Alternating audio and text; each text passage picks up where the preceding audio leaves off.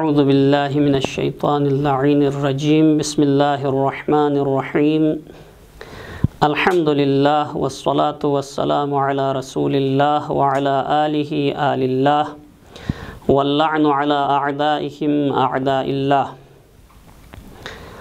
اما بعد فقد قال رسول اللہ صلی اللہ علیہ وآلہ وسلم ایہا الناس قد اقبل الیکم شہر اللہ بالبرکۃ والرحمۃ والمغفرہ۔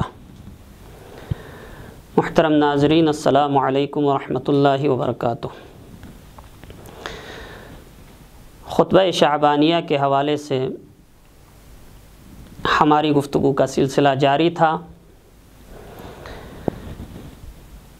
اس سے پہلے والے پروگرام میں آپ کی خدمت میں عرض ہوا کہ خدا نے اس مہینے کی نسبت اپنی طرف کیوں دی ہے اور رسول خدا نے اس مہینے کو شہر اللہ کیوں کہا۔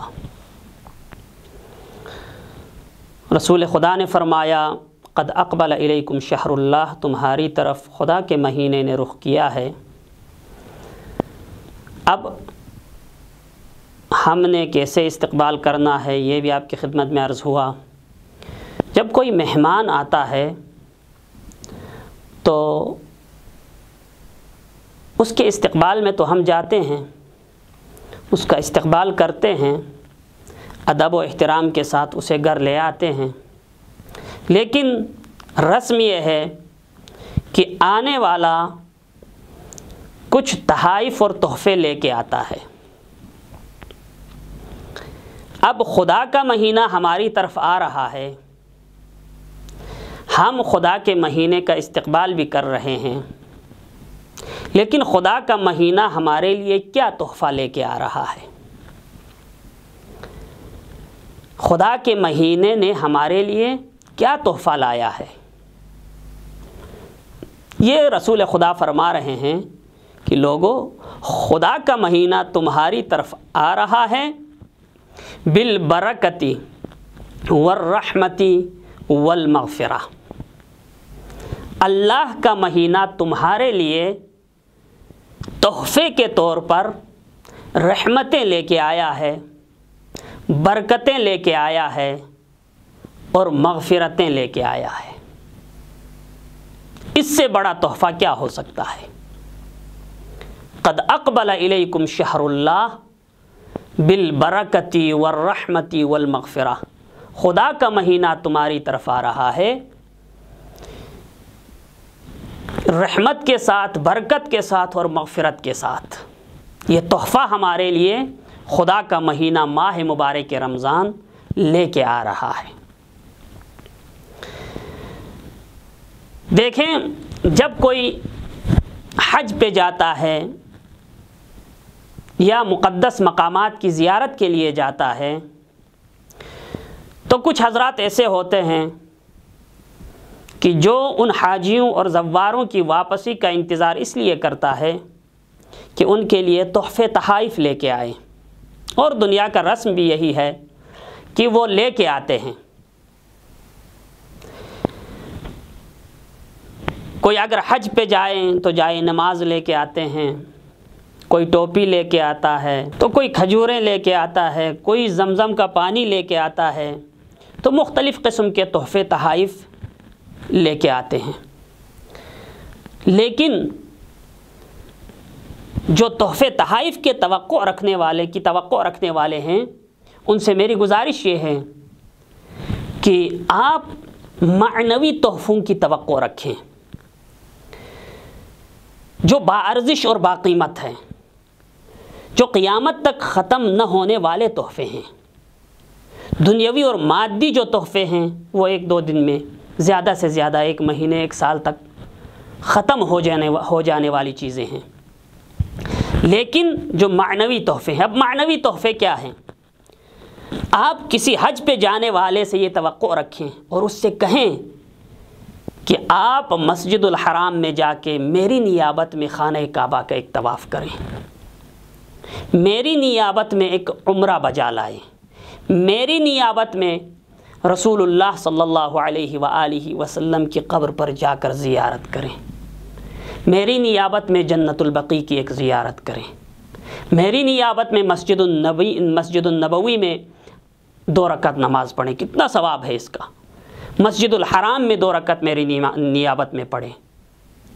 اسی طرح زیارت پہ جانے والے زائر سے آپ یہ توقع رکھیں اور اس سے کہیں کہ مجھے مادی تحفوں کی ضرورت نہیں ہے، بلکہ اگر آپ کربلا پہنچ جائے تو سید الشہداء علیہ الصلاۃ والسلام کے حرم میں میری نیابت میں ایک زیارت کریں، میری نیابت میں سید الشہداء کو ایک سلام کریں، اور اسی طرح ابو الفضل العباس کے حرم میں جا کر مجھ گنہگار کی نیابت میں ایک زیارت کریں، وہاں پر 2 رکعت نماز پڑھیں،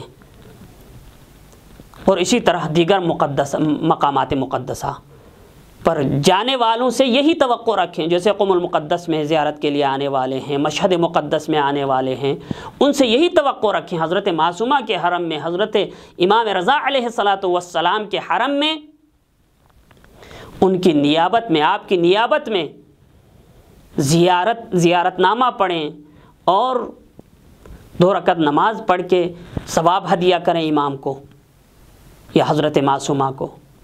تو یہ ایسے تحفے ہیں جو کبھی ختم ہونے والے نہیں ہیں۔ تو ماہ مبارک رمضان ہمارے لیے ایسے تحفے لے کے آ رہا ہے کہ جو معنوی تحفہ ہے، مادی نہیں ہے۔ قد اقبل الیکم شہر اللہ بالبرکۃ والرحمۃ والمغفرہ، تمہارے لیے رحمتیں، برکتیں اور مغفرتیں لے کے آ رہا ہے ماہ مبارک کا مہینہ۔ اب یہاں پر ایک نقطہ عرض میں کرتا چلوں کہ جو تحفہ لے کے آنے والا ہے وہ تحفہ ان لوگوں کو دیتا ہے جو اس کے قریبی ہوں، جو اس کے دوست احباب ہوں اور اس کے قریبی ہوں، یا رشتہ دار ہوں یا دوست ہوں، اس کے قریبی ہوں تو ان کو تحفے دیتے ہیں۔ جو دور کا رشتہ دار بھی نہ ہو وہ اس سے تحفے کی توقع نہیں رکھتا۔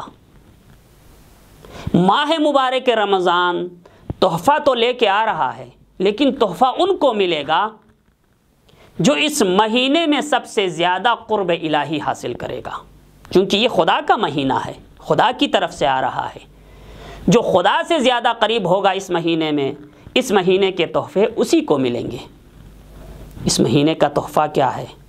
خدا کی طرف سے برکتیں، خدا کی طرف سے رحمتیں اور خدا کی طرف سے مغفرتیں اس شخص کو عطا ہوں گی جو اس مہینے میں قرب الہی حاصل کرے، خدا سے زیادہ نزدیک ہو، عبادتوں کے ذریعے، بندگی کے ذریعے، روزہ داری کے ذریعے، انفاق کے ذریعے، تو اس کو یہ تحفہ ملے گا۔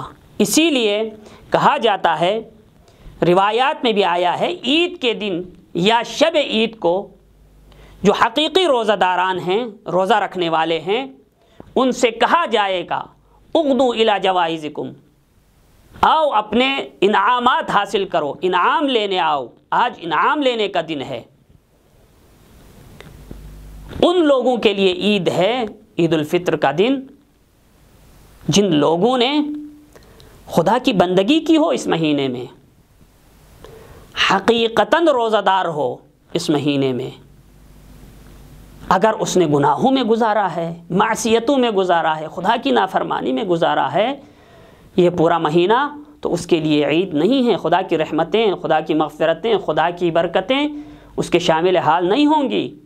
اسی لیے امیر المومنین نے بھی فرمایا کہ وہ دن جس دن خدا کی معصیت نہ ہو وہ عید ہے انسان کے لیے۔ تو یہ رحمتیں، برکتیں اس کے لیے ہے جو خدا کی بارگاہ میں مقرب ہو، اور اس روزہ داری کا فلسفہ بھی یہی ہے۔ قرآن مجید میں خدا نے کیا فرمایا؟ کون مقرب ہے، کون مکرم ہے؟ ان اکرمکم عند اللہ اتقاکم، جو باتقوا ہوگا وہی مکرم ہوگا خدا کی بارگاہ میں۔ اور روزے کے بارے میں بھی یہی فرمایا کہ کتب علیکم الصیام کما کتب علی الذین من قبلکم لعلکم تتقون، تاکہ تم باتقوا بن جاؤ۔ جب باتقوا بن جائیں گے تو مکرم ہو جائیں گے، خدا کی بارگاہ میں مقرب ہو جائیں گے، اور خدا کی رحمتوں، برکتوں اور مغفرتوں کا حقدار ہو جائے گا۔ پروردگار عالم کی بارگاہ میں دست بدعا ہوں کہ پروردگار ہمیں ان تحائف کے لائق بنائے اس مہینے میں۔ پروردگار ہمیں تمہاری رحمت، برکت اور مغفرت کو حاصل کرنے کی توفیق عطا فرما، اور اس مہینے میں زیادہ سے زیادہ پروردگار تیری اطاعت اور بندگی کرنے کی ہمیں توفیق عطا فرما۔ وآخر دعوانا ان الحمد للہ رب العالمین، والسلام علیکم ورحمۃ اللہ وبرکاتہ۔